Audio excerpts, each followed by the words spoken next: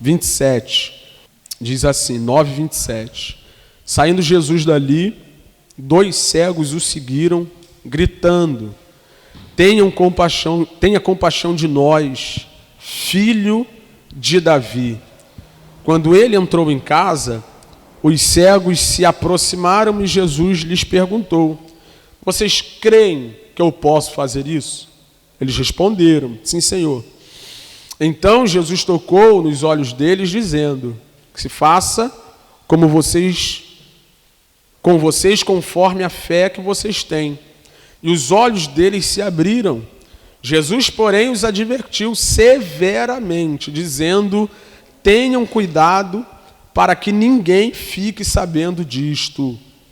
Eles, porém, saíram e espalharam a notícia a respeito de Jesus por toda aquela terra. Quando eles saíram, eis que trouxeram a Jesus um mudo endemoniado.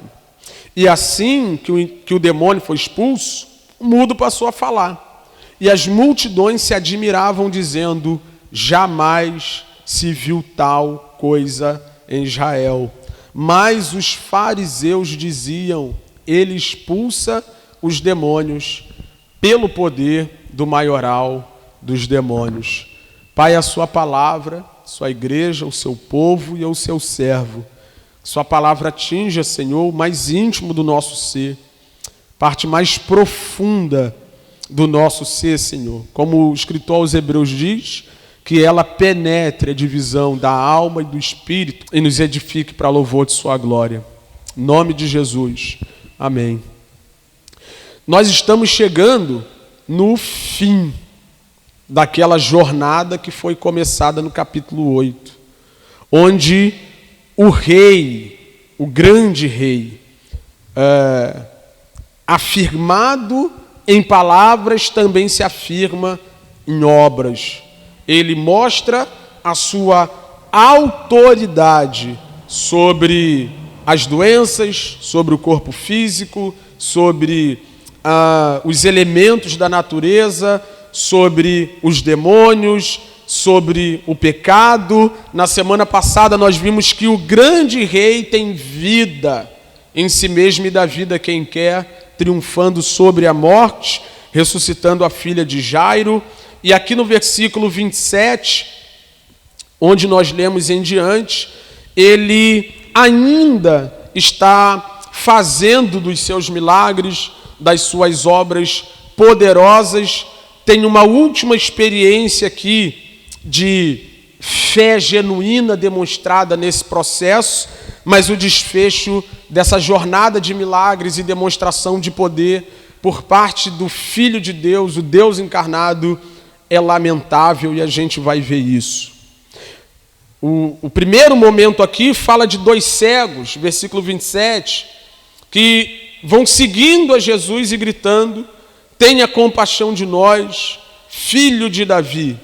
O versículo 28 diz que quando Jesus entrou na casa, os cegos se aproximaram dele e Jesus lhes perguntou: vocês creem que eu posso fazer isso?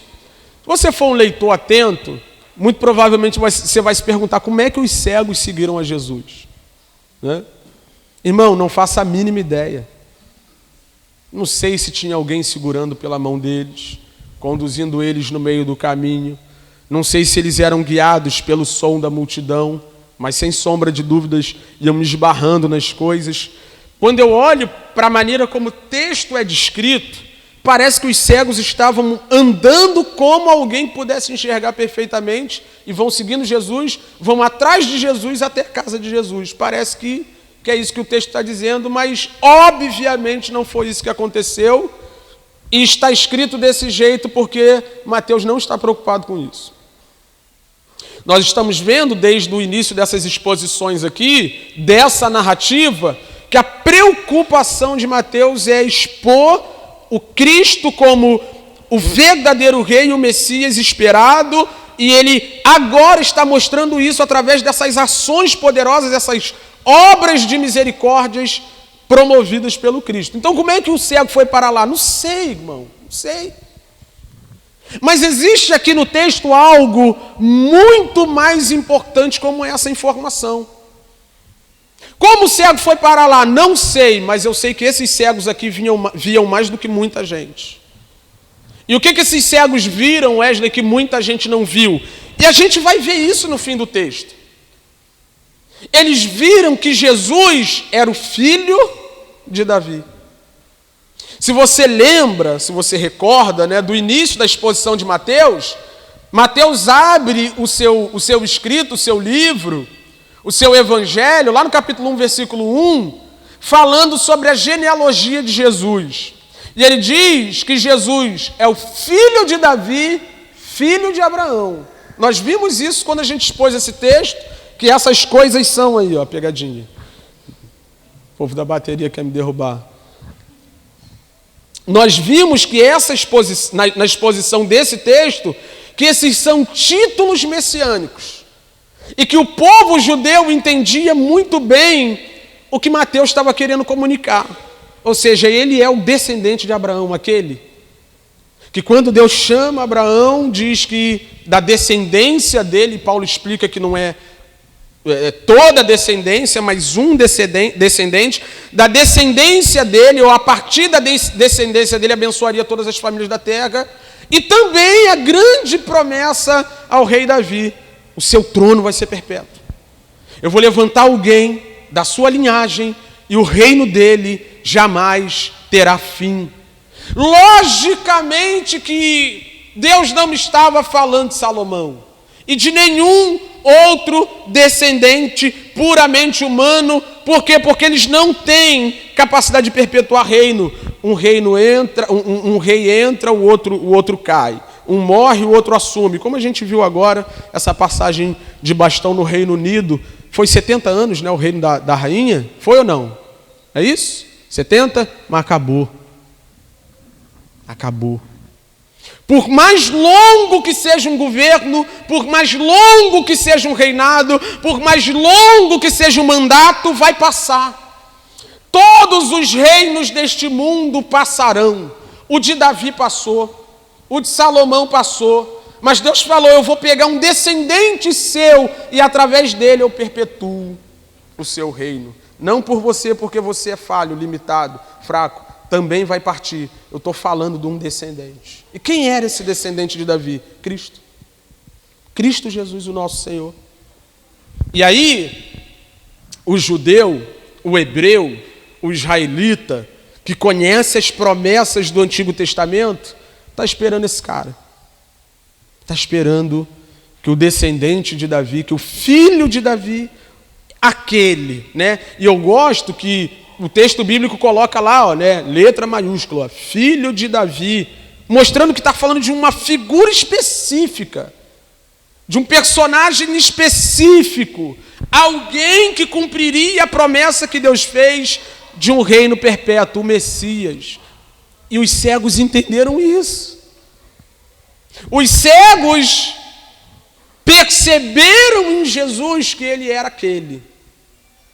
Que por mais que eles não tenham lido nenhum livro ao longo de sua história, se fossem, né, cegos de nascença, a gente não tem isso aqui explícito, mas de repente nunca leram nada, mas ouviram muito bem. Tem alguém da descendência de Davi que vai vir e vai estabelecer um reino perpétuo, vai salvar-nos das nossas mazelas e das nossas aflições. Eles ouviram isso a vida toda e agora eles estão com a informação de que o filho de Davi viria. Eles começaram a lembrar das características desse filho de Davi e, sem sombra de dúvidas, o Espírito de Deus confirma no coração deles: é esse. E eles clamam: filho de Davi, tem compaixão de nós. E é por isso que eu digo que eles enxergaram mais do que as pessoas que tinham olhos saudáveis. Porque o que tinha de gente naqueles dias que via Jesus como mais um rabino, mais um mestre, mais um agitador, mais um revolucionário, né? Agora estão pintando Jesus como um revolucionário social. Jesus causou, sim, muitas revoluções, mas não dessa maneira, como as pessoas pintam por aí. A revolução dele foi outra, né? E os cegos entendem isso. E aqui eu vejo o fundamento, eu vejo a base, para mais uma vez afirmar que esse não é o tipo de fé interesseira. O que a fé interesseira faz? A fé interesseira vem e diz: me cura, eu preciso ser curado, e vou meter o pé com a cura que recebi. Mas eles são introduzidos junto a Jesus, já reconhecendo quem ele é. Eu sei que o Senhor não é só um curandeiro. Eu sei que o Senhor não é só alguém que faz milagres e apenas isso. Você é aquele. Você é o filho de Davi. Você é o prometido Salvador das nossas vidas. Sabe? Então, antes de reconhecer Jesus como um curandeiro, os cegos entendem que Jesus é aquele que os salvaria de seus pecados. E a gente precisa aprender a ver com esses cegos. Nós precisamos enxergar como esses cegos enxergam. Nós precisamos perceber como esses cegos percebem. Você precisa fazer uma reflexão: qual é a sua percepção acerca do Cristo? Acerca de Jesus. Qual é a sua percepção acerca dele? É só um curandeiro? É só um abridor de portas? É só um resolvedor de problemas? Ou é o Messias esperado? E ainda que Jesus não curasse esses cegos, coisa que eu creio ser muito improvável, né? Mas ainda que Jesus não os curasse, já estava bom, eles já sabiam que ele era. Eles já reconheciam que Jesus era o filho de Davi, o Messias esperado, aquele que haveria de vir. E aí Jesus coloca essa fala e essa demonstração de fé à prova. E onde está essa prova? Vocês pediram para serem curados? Sim. Então que seja feito segundo a fé de vocês. Segundo aquilo que vocês estão dizendo. 29. Então Jesus tocou nos olhos deles, dizendo: que se faça com vocês conforme a fé que vocês têm. E os olhos deles se abriram. Cara, isso aqui é sensacional. Porque Jesus sabia, eu tenho certeza disso, ele sabia o que ia acontecer. Ele sabia que eles seriam curados e que aquela fé ali é genuína. Mas por que isso está aqui? Por que Jesus faz questão de fazer dessa forma, né? Por exemplo, você nunca pensou por que ele curou um dos tantos cegos passando lodo no olho dele? Depois mandando ele se lavar. Você nunca parou para pensar sobre isso? Alguns cegos, como esses aqui, por exemplo, Jesus colocou a mão na cabeça, depois de colocar na conta da fé deles a cura. Outros, Jesus simplesmente falou: veja.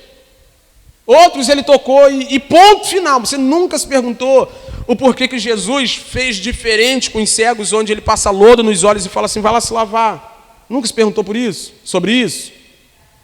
A resposta é a seguinte: Jesus queria deixar claro para algumas pessoas como é a mecânica da crença verdadeira e genuína. Ela é seguida de obediência. Ela precisa ser comprovada de maneira concreta. E Jesus agora coloca eles num beco sem saída. Vocês creem mesmo? Creio. Então seja conforme a fé de vocês. E aconteceu por quê? Porque era genuína. E agora nós estamos sabendo isso porque a gente está lendo o Evangelho segundo Mateus, né? Imagina, irmão, se Cristo colocasse na conta da minha e da sua fé, a fé que a gente diz que a gente tem, tudo aquilo que a gente precisa e tudo aquilo que a gente pede. A gente olha para o texto e vê de maneira muito clara que quando os olhos deles se abrem, é como se o Evangelho segundo Mateus estivessem dizendo: essa fé aqui presta, essa fé aqui é genuína, essa fé aqui é válida, essa aqui não é uma fé interesseira e nem mentirosa, essa aqui é da boa. Só que a gente é pecador, diga amém. Nós somos pecadores, e a despeito de nós termos uma fé genuína, verdadeira, olha o que acontece. E os olhos deles se abriram, Jesus, porém, os advertiu severamente, dizendo: tenham cuidado para que ninguém fique sabendo disso. Eles, porém, saíram e espalharam a notícia a respeito de Jesus por toda aquela terra. Irmão, não tem nada mais claro do que isso. Jesus falou: não conta para ninguém. Não fala para ninguém. E esse povo aqui, esse povo de dois, né? 2 cegos que acabaram de ser milagrosamente curados por terem uma fé genuína, verdadeira, atestada pela cura em Jesus Cristo, desobedecem Jesus assim como que instantaneamente. Não conta para ninguém. History. Postagem no feed. Não conta para ninguém, megafone. Está escrito aí, né? Minha versão é essa, mas está escrito aí. Eles, porém, saíram e espalharam a notícia, né? Isso aqui é uma loucura, porque nós somos esses cegos aqui.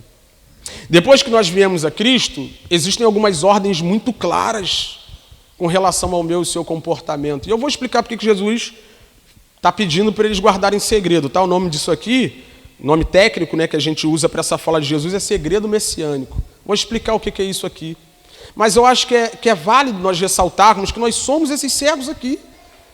Nós já tivemos um encontro com Cristo, Cristo já fez uma obra maravilhosa na nossa vida, nós já fomos sarados da pior miséria que nos assolava, nós somos salvos em Cristo Jesus, nosso Senhor, nós temos a garantia, não em nós mesmos, mas em Cristo, de que um dia estaremos com Ele eternamente. E nós continuamos fazendo exatamente o contrário do que Ele tem nos pedido, né? Nós falamos que nós somos salvos pela graça, e isso é verdade. Nós falamos que não há mérito na nossa salvação, e isso é verdade. Nós falamos que nada que nós podemos fazer é capaz de nos salvar, e isso é a maior verdade. Mas por que há tanta coisa na Escritura que é prescritiva? Estava falando sobre isso ontem na oficina da palavra, né? Coisa que é prescritiva, mandamento, princípio, sabe? Ensinamentos diretos a fim de que nós os obedeçamos. É porque por mais que nós sejamos salvos em Cristo Jesus pela graça mediante a fé, ainda por causa do pecado nós não sabemos como proceder, como fazer. E aí a gente lê o texto de maneira expositiva e vai vendo o que Deus espera de nós. A gente vai lendo a Escritura e vendo que existem ordens claras no texto sagrado para o seu marido, segundo a Escritura, uma esposa, segundo a Escritura, um filho, segundo a Escritura, um cidadão, segundo a Escritura, um homem, uma mulher, segundo a Escritura, um crente, segundo a Escritura, e a gente vai violando essas ordens claríssimas o tempo todo.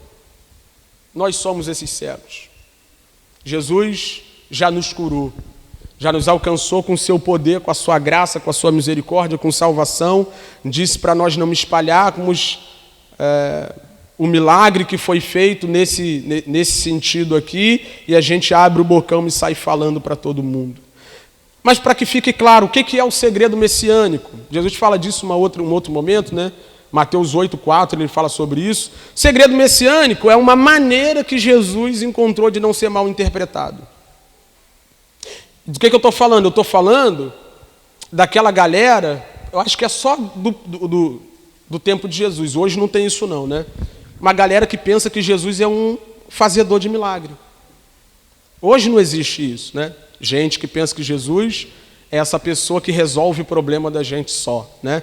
Jesus não queria ser conhecido como o homem que abre os olhos do cego. Jesus não queria ser conhecido como o homem que multiplica pão e peixe. Tanto que em João 5, quando Jesus multiplica pão e peixe, o povo fica maravilhado, barriguinha cheia, né? E a gente ama uma pessoa que enche a nossa barriguinha, né? E o povo começou a olhar um para o outro e falou, vamos fazer dele rei, porque rei bom é rei que bota comida na barriga. O que Jesus fez naquele dia? Ele falou, opa, eu não sou rei que enche barriga. Eu vim para preencher algo mais profundo. Eu vim para sanar um problema maior do que fome. Eu vim para resolver uma questão maior do que cegueira. Eu vim para resolver uma questão maior do que lepra. Se eu não me engano, são os leprosos. Lá no capítulo 8. São os leprosos. Lá no capítulo 8. Jesus diz para eles, não contem a ninguém. Por quê? Porque ele não quer ser conhecido como curador de lepra. Jesus está pouco se lixando sobre campanha da cura divina. Ele não está aqui para isso.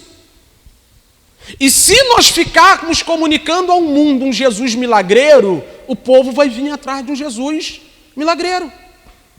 Se eu ficar comunicando um Jesus que resolve casamento, isso aqui vai virar terapia de amor. Se eu ficar comunicando um Jesus que abre porta de emprego, isso aqui vai virar o CAT. Você entende o que eu estou querendo transmitir com isso? Se nós ficarmos comunicando, toda vez que alguém vir até você e falar, cara, tô mal, minha família tá num problema, tô desempregado, tô duro, não sei qual seja o problema que vier até você. 1 Tessalonicenses capítulo 4, versículo 18, logo depois de falar sobre a volta de Jesus, Paulo diz, consolem uns aos outros com essas palavras. Se você quiser consolar alguém de verdade, diga a essa pessoa, os nossos problemas de modo geral são fruto da queda, mas Jesus veio para resolver isso e um dia nós estaremos num lugar juntamente com Ele onde nada mais disso será um problema. É assim que se prega, é assim que se comunica Jesus. Quem é o Cristo? O Cristo não é o enchedor de barriga. O Cristo não é aquele que vai promover leis em favor dos cristãos. O Cristo não é aquele que também vai colocar picanha e cervejinha na mesa do pobre. Nenhum deles é o Cristo. Nenhum deles é o Cristo. O Cristo é aquele que veio, nascido de mulher, andou por essa terra, viveu uma vida perfeita no meio do seu lugar, pagou o preço pelo meu e pelo seu pecado, ressuscitou para a nossa justificação, está à destra de Deus intercedendo por nós. Cara, meu Deus do céu. Às vezes a gente fica aqui pensando, meu Deus, os meus problemas são esses, os meus problemas são aqueles. Se Jesus não tivesse intercedendo junto ao Pai por nós, nós já teríamos sido fulminados. Esse é o seu problema. O salmista diz que as misericórdias do Senhor são a causa de nós não sermos consumidos. Esses são os nossos verdadeiros problemas. E Jesus está falando, ó, não sai espalhando por aí que eu fiz isso não. A gente vai ver um pouco mais na frente, né, lá no versículo 35, né, a gente vai ver na semana que vem, se Deus assim permitir, que o ministério de Jesus era fundamentado principalmente em pregação e ensino. As curas estavam ali no meio para ratificar o ensino e a pregação. Nós estamos vendo aqui que todas essas 10 curas, desde Mateus 8 até o final aqui de Mateus 9, todas elas têm a ver com a identidade de Jesus e não com a nossa necessidade propriamente dita. Atender às nossas necessidades, suprir as nossas necessidades é secundário quando o assunto é milagre. O que Jesus quer de verdade é mostrar, eu sou quem eu estou falando que eu sou. E eu quero que você creia, e crendo tenha vida, e crendo seja salvo.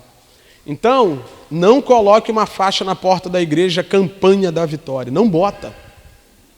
É o que Jesus está falando para esses 2 cegos aqui. Não coloque um anúncio no Instagram, lá na igreja tem poder de Deus para milagre. Não bota. Não bota. Se o homem vir a Cristo, clamar por misericórdia, bondade e graça, ele atende como atendeu esses cegos aqui. Se o homem estiver onde Cristo está operando, Cristo também pode fazer por eles o que só ele pode fazer, e às vezes é para condenação. Nós vamos ver isso no final do capítulo 11 de Mateus, que milagre faz mais mal do que bem. Você vai ver isso. Mas a grande questão é que nós não podemos distorcer a identidade do nosso Cristo. Então, eu sei que todo mundo aqui tem, se eu desse o microfone aqui, para cada um de nós, todo mundo aqui ia ter um milagre para contar. Todo mundo aqui ia ter um milagre para dizer. Todo mundo ia ter um testemunho legal, né? Mas eu nunca vi alguém pegar, pastor, deixa eu dar um testemunho aí. Irmão, vai dar um testemunho, vou, pastor. Vou dar um testemunho forte, top. Fala aí então, irmão, Jesus me salvou. Nunca vi. Nunca vi alguém pegar o microfone num culto público, no momento do testemunho, e falar, fui salvo. Agradeço a oportunidade. Simples assim. Não conta para ninguém, mas ele é desobediente, ele é tipo nós, assim, né? Conta para ninguém, ele sai espalhando. Quando eles saíram, 32, eis que trouxeram a Jesus um mudo endemoniado, E assim que o demônio foi expulso, o mudo passou a falar. Isso aqui, Giovanni já passou por isso falando sobre o exorcismo, né, lá do capítulo 8. Falou sobre isso. E é mais do mesmo. Nós estamos vendo mais uma vez a manifestação do poder do grande rei sobre os espíritos malignos. Mas eu queria dar uma contribuição aqui que é legal pra caramba, e às vezes a gente tende, né? Eu até quero indicar um livro de púlpito aqui para vocês, Batalha Espiritual, da Fiel. O nome do autor é David Paulinson, se eu não me engano. Só colocar lá que você vai achar. E eu concordo muito com ele por causa de um texto como esse aqui. O texto fala que o cara era mudo e endemoniado, e assim que o demônio foi expulso, o cara passou a falar. Aqui está muito claro que a doença dele, a mudez dele estava relacionada à ação demoníaca ali. E muitas doenças, em muitos casos, a ação demoníaca é que promove a doença em si, mas nem sempre, nem sempre. Às vezes é só o que a gente sabe que é, né? O corpo corruptível que fica doente naturalmente, mas às vezes sim. E por isso, alguns, eu concordo com eles, né? Eles colocam a possessão demoníaca ao lado das doenças, no sentido de que isso mostra a fraqueza do corpo humano. Quando o texto bíblico fala de corrupção do corpo corruptível, está falando de diversas coisas. Está falando da possibilidade de pecar, está falando da possibilidade de morrer, está falando da possibilidade de ficarmos doentes e da possibilidade de um homem ser possuído por um espírito maligno. Então a gente desmistifica a ideia, né, de que a possessão demoníaca é um negócio assim, é a fraqueza do corpo. É a incapacidade que o homem tem de resistir a essa coisa, do mesmo jeito que a gente não resiste às doenças. Mas perceba no texto, Jesus tem poder sobre tudo isso. E aí, né, para educar a nossa comunidade, a gente não precisa ficar trazendo, como Giovanni bem disse quando expôs aqui, a gente dá uma ênfase muito grande para essas coisas. A gente quer colocar essas coisas assim num patamar de importância que elas não têm. A gente supervaloriza aquilo que a Bíblia coloca num patamar não tão alto assim. Está aqui no texto. O cara chegou lá endemoniado, mudo, o demônio foi expulso e ele passou a falar, acabou, vamos seguir nossa vida. Né? Mas não é legal ficar fazendo entrevista, quem está aí? Né? Passar por super espiritual por ser um exorcista top. E a gente precisa aprender, irmão, amadurecer. O texto está muito claro, deixa muito claro para nós. Creio dessa forma também, do mesmo jeito que as doenças estão ali para o nosso corpo corruptível, que se manifestam no nosso corpo em virtude da queda, os demônios também acessam a vida dos homens por causa da mesma fraqueza, da mesma fragilidade, mas um dia nós teremos um corpo transformado que nenhuma dessas fraquezas terá poder mais sobre ele. Essa é a nossa esperança. Então, o que é a possessão demoníaca? É mais um sinal de fraqueza do homem que precisa de Deus. É mais um sinal de fraqueza do homem que precisa ser plenamente restaurado. E o texto continua dizendo que quando aquilo aconteceu, as multidões se admiravam dizendo, jamais se viu tal coisa em Israel. E por que as multidões diziam isso? Porque a única referência, ou as únicas referências de milagres do jeito que Jesus estava fazendo aqui, que o povo de Israel tinha, era Elias e Eliseu. Elias e Eliseu são conhecidos como pessoas que fizeram milagres, profetas que fizeram milagres no Antigo Testamento, que você só vai ver no Novo Testamento. Ressurreição de morto, multiplicação de azeite, né? Vai fazendo os links, né? Quando a viúva estava pobre lá, aquela coisa toda, prestes a perder os seus filhos, aí Deus intervém através de Elias e multiplica, do mesmo jeito que Jesus multiplica pão e peixe. Então as únicas referências desse tipo de milagre que o povo tinha eram Elias e Eliseu.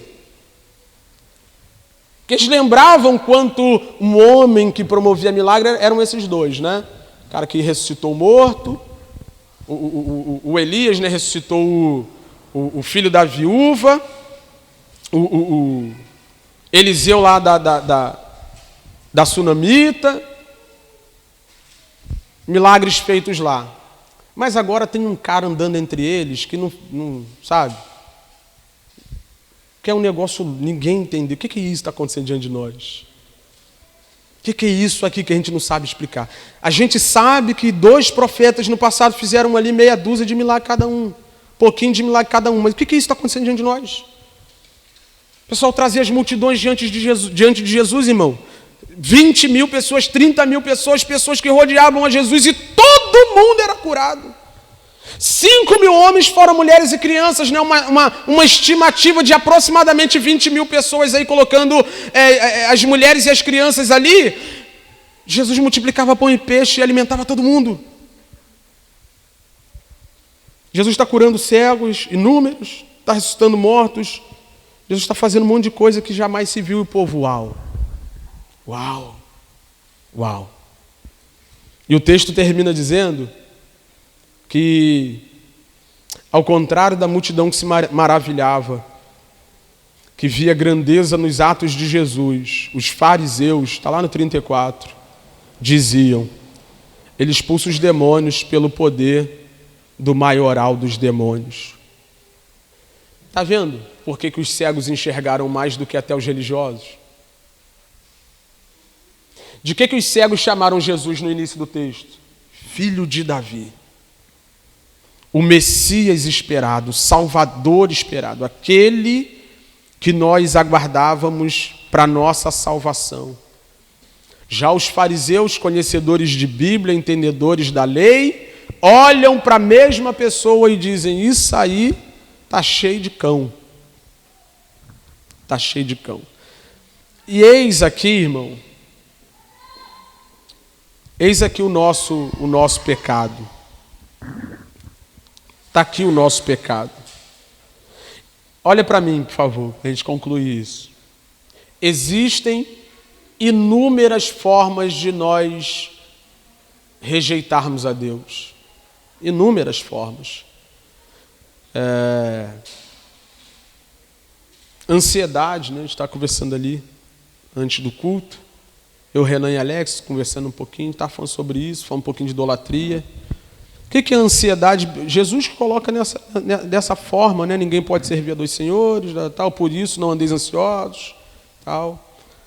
O que é a ansiedade senão idolatria? E o que é a idolatria senão uma negação do verdadeiro Deus em detrimento a outro, a outra coisa, né? A gente não fala assim abertamente igual os fariseus falaram, né? Isso aí não é coisa de Deus, não. Isso aí é coisa do diabo. A gente não fala assim, mas a gente vive assim. Aqui nós estamos vendo de maneira explícita esse grupo de homens descredibilizando o poder de Deus e atribuindo o poder de Deus a outra coisa. E nós fazemos isso o tempo todo.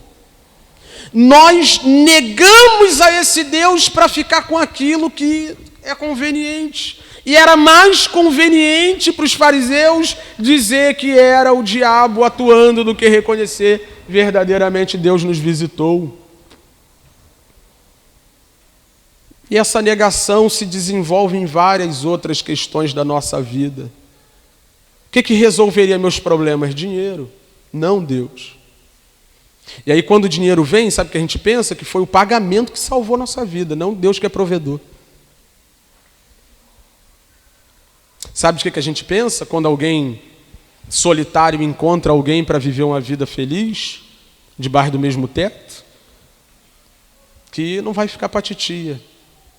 Que essa pessoa trouxe sentido para a existência dela e a solidão acabou. Ela nunca vê como o plano de Deus para o homem e para a mulher. Não é bom que os dois andem sós. Vou juntar os dois aqui e glorificar o meu nome através da minha instituição chamada casamento. A gente não vê assim. É sempre a pessoa, o casamento, o dinheiro, o emprego. Sempre é outra coisa, não é Deus. No caso dos fariseus é o diabo. É o diabo. Eles preferem atribuir ao príncipe das trevas aquilo que estava sendo feito diante dos olhos deles, do que reconhecer realmente quem está diante de nós é o Deus encarnado.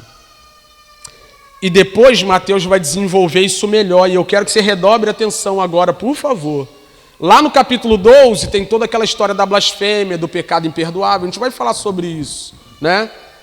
Mas por hora, o que nos é importante dizer aqui? Que se você, irmão, não reconhece em Deus, naquilo que Ele faz, naquilo que Ele é, a maneira como Ele se manifesta, tudo que você precisa, se você não reconhece nele, você vai reconhecer em outra coisa. Se você não encontrar em Deus e somente em Deus o que você precisa, e encontrar Deus em tudo aquilo que você tem, tudo aquilo que está à sua volta, me perdoa, você vai atribuir isso a uma outra coisa. Você vai dar crédito a uma outra coisa. E você pode ir tão fundo quanto os fariseus. Você pode preferir dizer que é o diabo do que dizer que é Deus. Ah, Wesley, eu sou crente, pô. Como é que eu vou falar que é o diabo que faz algumas coisas? A gente faz isso o tempo todo. É ou não? A gente peca. Precisa se arrepender, mas a culpa é de quem? Hã? Gasta. Passa o cartão sem poder. Quem foi que fez? Não foi o devorador? Quando Deus tem toda uma forma sensata, correta, piedosa, direita de viver, e a gente vai desprezando isso e prefere ficar dando crédito a Satanás. Não, minha vida está assim. Não é Deus que está santificando a gente. Não é Deus que está nos ensinando a sermos conforme Cristo Jesus. Não é Deus que está nos educando pela sua graça, pela sua bondade, pela sua misericórdia. É o diabo. É o diabo. E aí, lá no 12, né, a gente vai ver isso melhor, ele diz, já não resta salvação. A blasfêmia é a negação deliberada da obra de Deus, daquilo que só Deus pode fazer. A grande questão é, se você não reconhecer Deus em todas as coisas, se nós não reconhecermos a ação de Deus em favor de nós, e nós rejeitarmos isso, e preferirmos dar crédito a outras coisas, são essas outras coisas que vão nos salvar, ou não. Se você nega o poder de Deus que salva o homem e transforma o homem, você vai ter que se apegar em outra coisa. E eu preciso dizer isso. Não existe outra coisa. Não existe outra coisa. O Filho de Deus, o próprio Deus, está manifesto, carne e osso, diante dessas pessoas. E elas ignoram esse fato. Elas preferem negar que quem está diante delas é Deus. Nem todo mundo tem cego vendo aqui que ele é o filho de Davi e que nós estejamos do lado dos cegos. Que nós sejamos os cegos que veem. Que nós sejamos aqueles que olharam para Cristo e reconheceram, não tem como ele não ser o Filho de Deus. Eu não tenho salvação em nenhuma outra coisa, senão naquele que veio, andou entre nós e apregoou as boas novas. Que nós não caiamos no erro dos fariseus e neguemos a ação de Deus em favor da minha vida, da sua vida, a misericórdia de Deus, a bondade de Deus, o amor de Deus, o favor de Deus. Que Deus nos ajude, irmãos, a não cairmos em blasfêmia e negarmos que esse Deus é gracioso, é bondoso e tem cuidado de nós, mesmo que nós não queiramos o jeito que Ele decidiu cuidar de nós. Amém?